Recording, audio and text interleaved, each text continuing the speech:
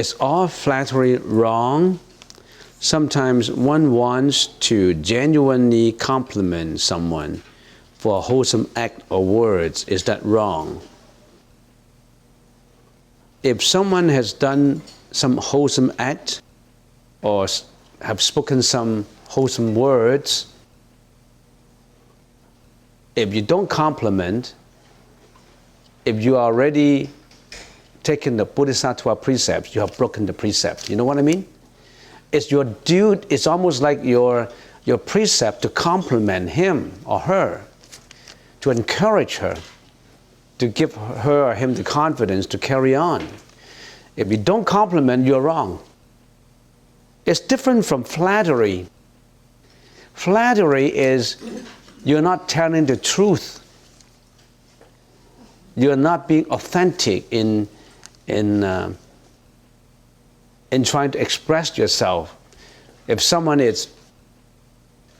looks like a beggar, you say, "You're beautiful," and that's not right. In your mind, you know it's ugly, but you say, "You're beautiful." I don't know, you're being sarcastic or you have some other purpose. So flattery is to say something that is not true. But if you're complimenting someone, which you're sure that he has done something right, it's not only good, it's highly recommended by the Bodhisattva's precepts manual, by people who have taken Bodhisattva precepts. So you have to compliment. It's not wrong, it's right. Flattery is you're exaggerating it. And flattery also contains a double tongue connotation. You tell Mr. A that Mr. B is terrible, and then you tell Mr. B that Mr. A is terrible. You're using a double tongue. Double tongue could be very harmful to people, to colleagues, to family members. So flattery is not, it's wrong, but compliment is not wrong. Next question, when chanting the great compassion mantra, does it matter if we are not in unison? It is hard to keep up when it's chanted so fast. When you are chanting, if you go too slowly, a lot of thoughts tend to come into your chanting. For example, if you're chanting, Namo Ratna Taraya Namo, oh, you think about lunch. You think about Namo Arya Valakitis Puraya. Oh, I like the tiramisu. So you're letting thought intruding into your mind because you've been very sluggish and slow that you allow thoughts to come in. Whereas if you are being fast, then it's difficult for thoughts to attempt to attack you. It's difficult for thoughts to come through you. So it's relatively better to chant faster than slower. And also in your circumambulation, when you're walking, if in some meditation hall, not just walking, you have to run. When you're running, you're under pressure to concentrate in your running that no other thoughts will come into you. Because if you don't concentrate in your running, you'll bump into someone. Or you'll kick your chair's legs, you kick a meditation stool. So you really have to be conscious or mindful of what you're doing. So if you're walking very slowly, then you may allow thoughts to come in. However, there's another practice which deliberately take the slow motion and control the thought. How do they do that? In the Theravada school, they walk very, very slowly. And when they walk very slowly, they concentrate on the movement. Now my foot is landing on the floor. My heel, my right heel is touching the floor. Now at the same time, my left toes are touching and my left heel is rising. And then now the sole of my feet on the right foot is landed flat on the floor. Then my heel is getting up. So that kind of school of meditation breaks down the movement into minute details. But they have those descriptions to occupy their mind. Now my toes are on the floor, now it's slowly rising, now I'm striving into another step. They do it very, very slowly, and they concentrate into every minute movement. Why did they do that? No other thoughts will come in. They're contemplating on the slow motion. Some people do it like that, and some people find it very effective. But if you are not conscientious, you're doing it slowly, then first of all, you get annoyed because habitually you don't walk that slow. You have to be faster than that. So, when chanting the Great Compassion Mantra, it is better to be in unison, the same, all the voices are together, because the energy vibrates. There's a lot of vibration going on, and if you are in harmony, everybody at the same time, it would also induce other people to chant. So chanting is not to whisper. Don't just whisper in your mind. It's not right. You have to voice it out. Voice out the chanting. Some people are deliberate. Some people are habitually lazy, because by chanting you have to use energy. So if you're habitually lazy, you let other people to toil their tone. How do I care? Especially when you're chanting in a group. We used to have monks and nuns chanting, for example, for some layman who passed away, chanting in a funeral service or doing a ceremony.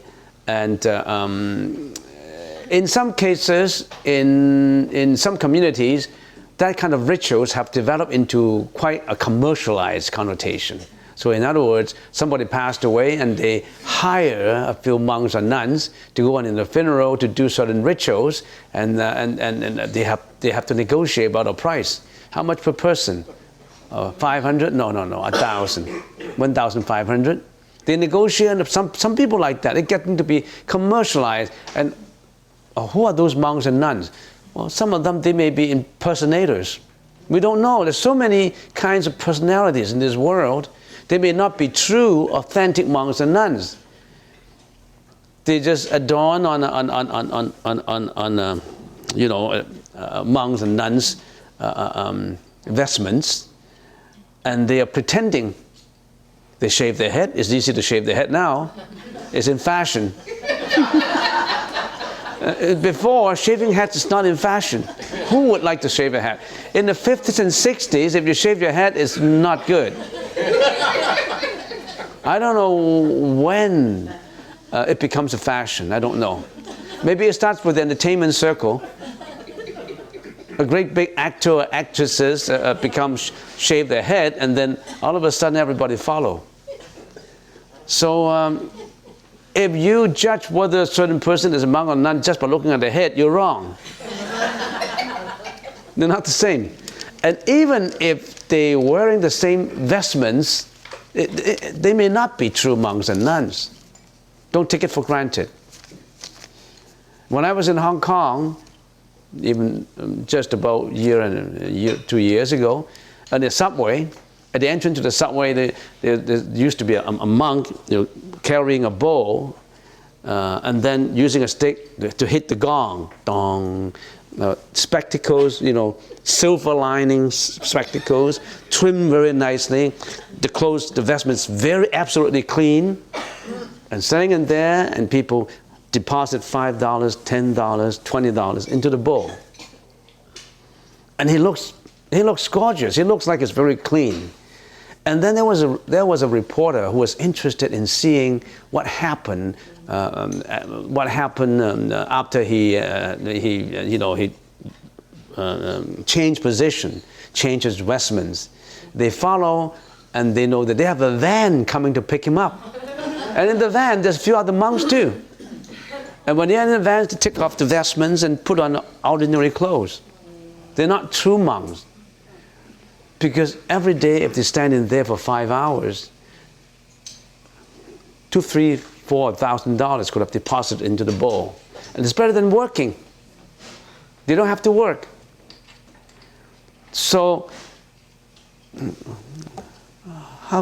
why do I sidetrack from the question to this? Sometimes I don't know why I sidetrack. Chanting, yes, about chanting.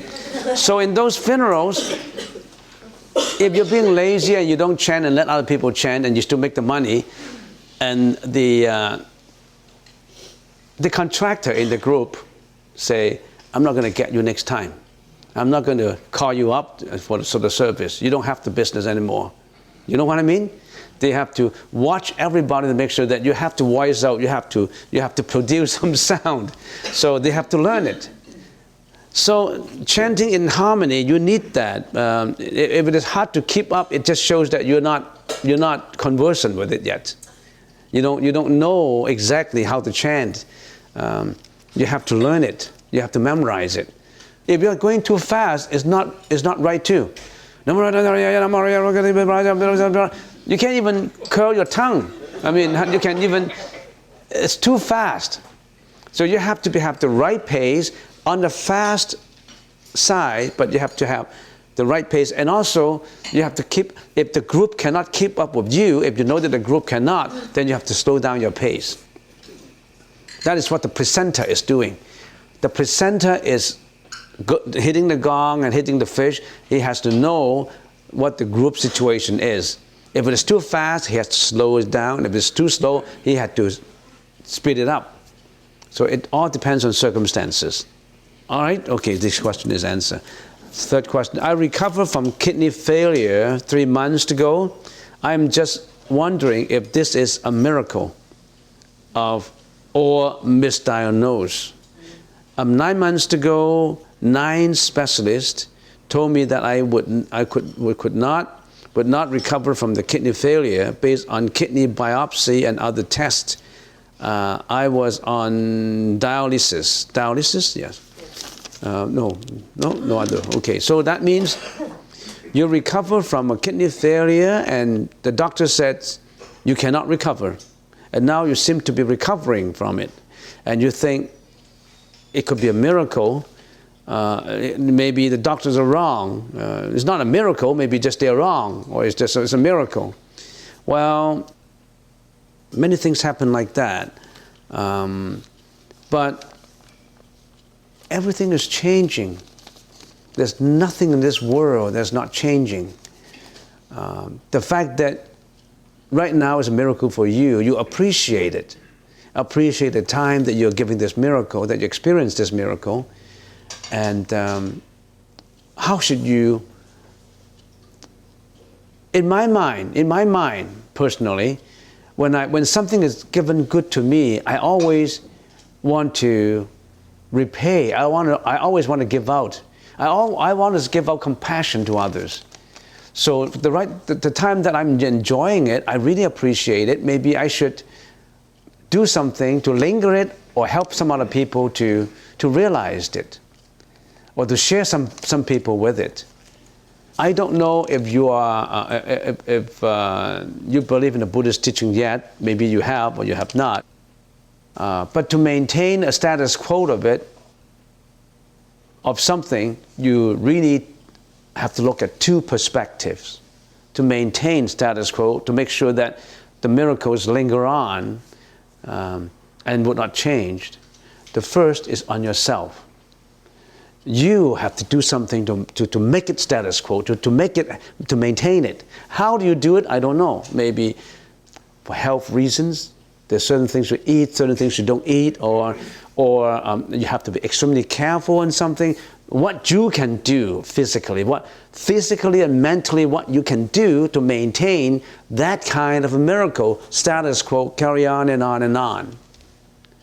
That's purely from your own efforts. Another is from other efforts. And in other words, outside of you. And this other efforts comes also in 2 parts. One is spiritually. The other is the doctor's help, doctor's advice. But to me, because your doctors already have, you thought already have misdiagnosed, maybe you should depend more on the spiritual others to help. Then you should learn how to interact with the spiritual bodhisattvas who are always ready to help people who are in need. Existence is not just existence in the form that we experience now. In other words, what is existence? You exist as sentient beings. I can see you. I see you, I see your physical bodies. But it does not mean that existence is just in physical form. It could be in spiritual forms. Spiritual form beings, there are also other beings who already have gone through difficulties like you and me, who are ready to help. It's just like in physical form, there are people who are ready to help other people. But in a form that is different from yours, there are other spiritual forms, and we call them the bodhisattvas. The bodhisattvas are already there to help you to maintain the status quo of your miracle. Have you been caught interacting with these bodhisattvas? And how do you interact with them? The method of interaction is by chanting, by saying your prayers, by connecting it through your meditation. Have you been doing that? Or you take your miracle for granted? Miracle may not linger on, you know. So if I were you, I would do two things.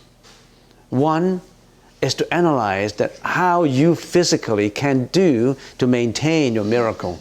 The other is you've got to learn how to interact with the bodhisattvas to give you the help.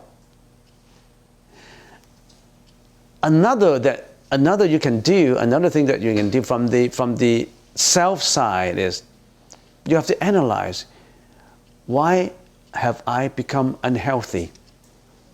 Why do I have to go through this operation? Why do I have to go through this surgery? I don't know if you've gone through a surgery or not. I don't know. Why do I have to go through this surgery? Why do I have to go through all this suffering? There must be a cause. There must be causes for this suffering to occur, right? If you trace your sufferings to what you experience now, it could be because you're not careful with your own health. You're not careful with eating. You're not careful with drink too much or something like that. Another is there could be reasons that pass down to you from previous lives. Maybe you have been killing animals. You haven't been vegetarian. And you've been cruel. You're atrocious to animals. Or there are many, many reasons. Basically, for people who live long in this life, is because you protect animals in your previous life. You maintain their longevity, so you got your longevity in this life too. So if I were you, you already got the health, maybe you should be a vegetarian. You don't kill animals for food anymore. You don't slaughter animals. You don't support people slaughtering animals for food. You know the pain and suffering of animals being slaughtered. You don't want to do that anymore. You know the pain. You know the pain if you don't go through the anesthesia, if people just cut on you without anesthesia, you feel the pain. Those animal slaughters are being slaughtered without anesthesia. Most of them. If you Google into slaughterhouses, you know some of these workers, butchers, they're not experienced. They could have done the wrong thing in electrocuting the animals before they slaughter them. We're all, for those who are not vegetarian and vegans, you're just eating the dead bodies of animals being killed. Is it worth eating dead bodies every day? You're eating dead bodies. So there's so many things you can do. Sit down and think about it. Maybe I should be a vegetarian. Maybe I should do this and that. Maybe I should start to be more compassionate. Maybe I should, if I have the ability, maybe I should help others. I should give out. I should donate. I should be compassionate. There's so many things you can do. So many things you can do to purify your own karma. Why do I have to go through this? Because my karma carried me to do this. So I need to purify my karma. So I need to be volunteer in hospitals or in a temple or the nursing homes or the sick children hospitals. Maybe I should be more compassionate. By concentrating and being compassionate, then maybe I can change my situation. Maybe I can maintain my situation. So many things you can do. And don't ignore the spiritual part of it, because there's a lot of power in the spiritual part of it. Because bodhisattvas, or some people call them guardian angels, they're there to help you. But you've got to know their frequency. Your mind radio has to get to the frequency of their mind radio so that you can get connection and link. How do you calm the mind from negativity and being negative from day-to-day life? How do you calm the mind? So that means you don't want to have negative thoughts. Calming your mind is, first of all, you have to understand your mind first. That's why we're given this course in the mind, about subconscious, and being very conscious of your thought. Don't let unwholesome thoughts come up in your mind, negative thoughts come up in your mind. When a negative thought comes up, as I have said, like in your meditation, you subdue it with your stick. Push down the snake's head. When your mind is not calm, what does that mean?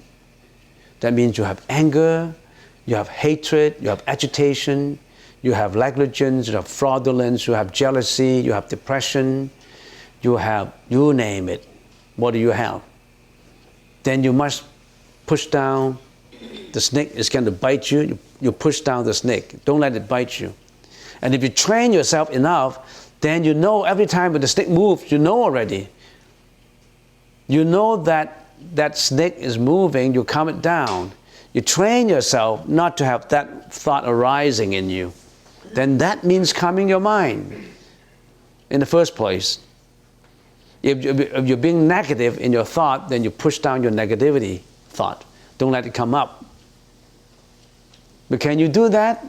Difficult. Because instantaneously, habitually, all this self-centered thought, all this egoistic thought, mental afflictions of jealousy, anger, hatred, you name them, they've been with you all your life, all your previous life. They have been with you habitually. You're in love with them. And you won't depart with your lovers now. You're in love. When you're in love, you're blind. You like them. You like them being depressed. Someone who's depressed in the room, close all the windows and lock yourself up and then start being depressed. And when you are a third person, when you look at him, he's really suffering. But he may be, he's suffering, but it seems that he liked to be in it.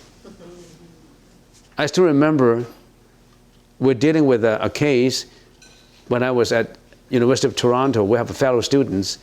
That's in my third year. And he got bad marks and he really got depressed. And we were living we were renting the whole basement, in which we have about 5 rooms, and I'm sharing one, and all the others sharing a different room, and this guy locked himself up. And we know something is happening, locking himself up. And then we saw smoke coming out from underneath the doors. And we got scared. Is he burning himself? So we'll break the door open. A lot of cigarette butts on the floor. He was smoking. One after another, one after another, until the whole room was in smoke. He's depressed and he seems to be in love with it. There's a lot of pressure studying, at universities. I have one fellow student who traveled back to Hong Kong every summer, and he wanted to get into medical school, and they couldn't get enough marks. He's only about 85 or 87, and you need about 91, 92 to get into medical school at U of T. I don't know. There's so many Chinese students at medical school during those years in the 1970s. Everybody wants to get in. So he wants to get in, he couldn't. He was under pressure. And his behavior has changed to be quite erratic. How do we find out? He came back from Hong Kong one summer, and we picked him up at the airport, and he was escorted by an officer coming out from the immigration. And the officer told us what happened is like this. They went through the customs check, and they opened the briefcase and said, "Wow, what do you got in there?" No clothes in there. No clothes, nothing, no possession. A knife and an axe. Well, what are you carrying this? Well, that in those days they don't check you that in detail, so you can carry that on the plane. Well, I have been threatened in Chinatown. I have to carry this to protect myself. He thought that he wanted to carry an axe and a knife to protect himself. He thought somebody's going to attack him all the time. It's gone crazy, being pressurized. We all have problems, you know. We have mental problems. Some have more serious mental problems than the others. That's why we need to come for meditation, to understand it. If you have a friend or family members you love dearly who have to go through all this, you are in agony too. Life is a life of suffering. I'm not being negative. Life is a life of suffering, but the Buddha taught us to liberate ourselves from suffering. You have to understand the facts. The facts are we are in suffering. Some people say, life is suffering. Oh, you're negative. Oh, well, I'm happy. I'm happy. He does not even know what suffering is. Today is happy, and next day he got divorced by his wife. He's not happy anymore. He does not even know. He just reacts to reality with emotions, not with wisdom. All right, so you know how to calm your mind? You have to learn your meditation. When a thought comes up, you have to subdue it. If you train yourself all the time, don't let negative thought comes up. If you're so much used to it, it won't come up anymore. But it's extremely difficult. You must have a method. And one of the many methods that was what we've got in meditation. We concentrate in the breath, the in-breath and out-breath. Breath in, breath out. Why do we concentrate in the in-breath and the out-breath? We are training our mind to realize what happened in our thought. You don't know what happened in your thought until it's too late. We're training ourselves. Oh, I'm breathing in, breathing out. I know every thought, every single minute thought, I know. Then you understand what is wholesome and unwholesome thought. When an unwholesome thought comes out, oh, it comes. I don't let it arise anymore, subdued. When a wholesome thought comes up, let it grow. Oh, I want to be compassionate. I don't want to be a volunteer at a hospital. I want to help this. I want to give all my possessions. And I allowed it to flourish. I want to give out. I don't just want to receive. The people who just want to, you give me the benefits. I don't want to give out anything. But now I'm giving out. So that's why you do meditation. And if you do that all the time, not just calming your mind, if you calm your mind all the time, then one day your mind is so pure that you arrive at the state of nirvana. That's what the Buddha experienced. No more reincarnation. When you die this body out, no more reincarnation. You understand? So that's it. Next question. What do you mean by faith? Is it just believing whatever is said? No. If you believe in whatever you're told, you're a blind follower. You have to analyze it, understand it. And once you analyze it, understand it, you attach your faith to it, you don't waver anymore. I like to be a compassionate person. I like to, I believe in the Buddhist teaching. I want to be compassionate. I want to help out. And then maybe after 1 or 2 months, you encounter some difficulties, something you don't like. It's not right. I've been compassionate, and the Buddha's not giving me any blessing. I don't believe in it anymore. I don't have the experience of believing in it. I don't have good stuff coming to me. I don't believe anymore. So you're wavering. You don't set, you have the objective is right, you don't change, you have faith in it. A student at university, I want to get my degree. I'm studying for a BA degree, and I want to get it. Somebody told me that you don't need a degree to be rich. You don't have to study. It's a terrible university anyway. It's good, not good a professor.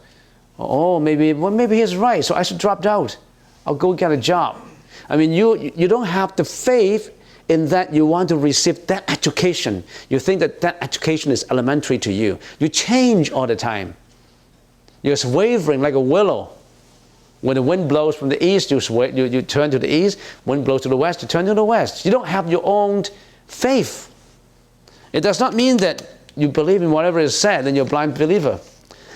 Can doubt be wholesome if you want to experience what is said first, rather than just blindly believing? That's the first question.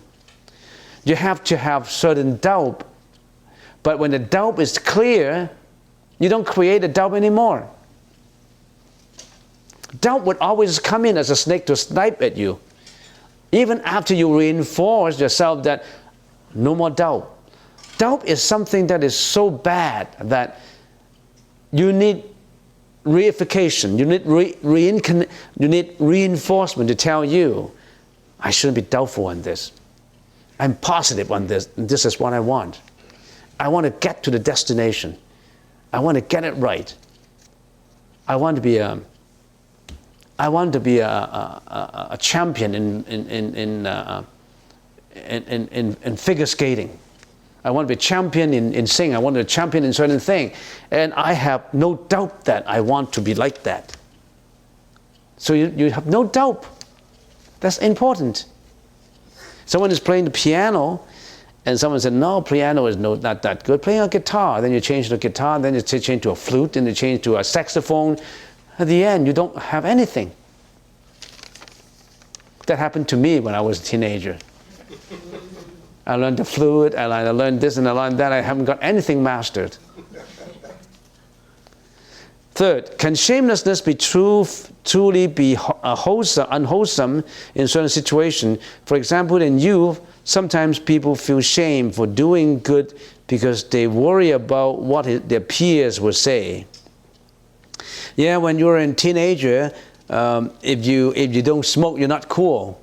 So you want to smoke. So that means ignorance dominates you. So in other words, you should be under the guidance of the parents or some of your good friends who tell you that regardless of what your peers say, maintain your own attitude, be firm on what you're doing, and not be doubtful of your own faith. It all related. What you explain about duality, what's your opinion about duality? About duality, we live in a world of duality. Rich and poor, tall and short, ugly and beauty. We always compare. We always attach our dogma to what we compare. We always, and on top of that, we're self-centered. We live in a world of duality. That's why we cannot liberate ourselves from discrimination. Last question. How can you truly forgive if you can't forget? You forgive. Forgive does not mean that you have to forget to forgive. Forget is something that forgetfulness is a fault. Forgive is not a fault. To forgive someone is wholesome. But always be forgetful of something is not right. So if you work with someone and he depends on you, and if you always have the habit of forgetfulness, you can't remember turn on. You don't turn on the switch, you don't clean it afterwards, after you've done your cookery, you always forget about things that you should do, then people don't like you, they won't cooperate with you. So you don't forget, but you forgive. But don't ask people to forgive you because you forget. It's not right. Oh, forgive me. I always forget, you forgive me. And I don't know how you can relate forgive and forget. Forget it, forgive me. It's not a synonyms. Forgetfulness is not good. You always are forgetful. Always turn off the switch after meditation hall and so that we won't waste energy. And you always forget, for example. No, it's not right. But to forgive someone is right.